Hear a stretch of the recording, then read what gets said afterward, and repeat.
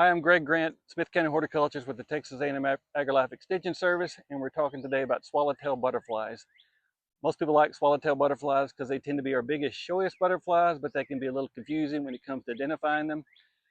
And when it comes to black swallowtails, it's even harder. So we've got the eastern black swallowtail, we've got the black form of the tiger swallowtail, we've got the Palamedes swallowtail, you got the giant swallowtail. So you have a number of black swallowtails, and people just call them swallowtails. Well, it's really good for a gardener, master gardener particularly, and of course a master naturalist, to learn not only the butterflies and their nectar plants, but the butterflies and their larvae and their host plants. So butterfly larvae, the caterpillars, tend to be very specific about what plants they eat.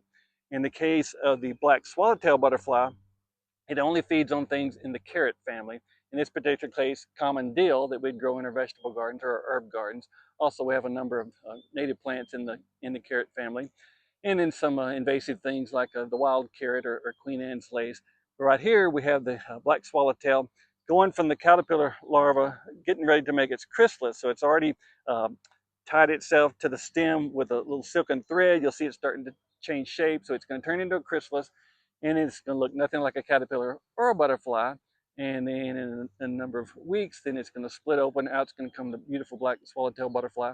Take it a while for the blood to flow to its wings, and then it's going to flutter off. And they don't live a long time, but what they do is go around looking for, of course, they got to get mated with a male, then they go around looking for something. In the carrot family, in this case, their tongue kind of acts as their nose, and they stop and taste and sniff. And then when they find something in that correct family, they lay their eggs, and then you get a black swallowtail larva to feed on the plant, and then start the cycle over again. So the eastern black swallowtail butterfly larva. Dill is a host plant for the black swallowtail butterfly, but plants in the same family that you might see in your garden that would also look for black swallowtail larvae on would be parsley. In this case, Italian flatleaf parsley.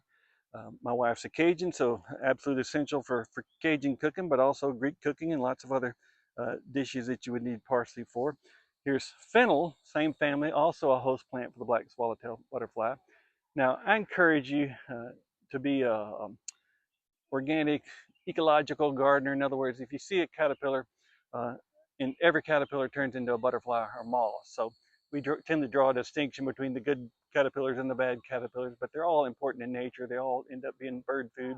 Most baby birds are all raised on caterpillars. So if you see a caterpillar on anything in the carrot family, on your parsley, on your dill, or on your fennel, there's a good chance that it's going to be a black swallowtail butterfly. Great to watch, and watch it go into its chrysalis, watch it come out there. Great fun for the kids.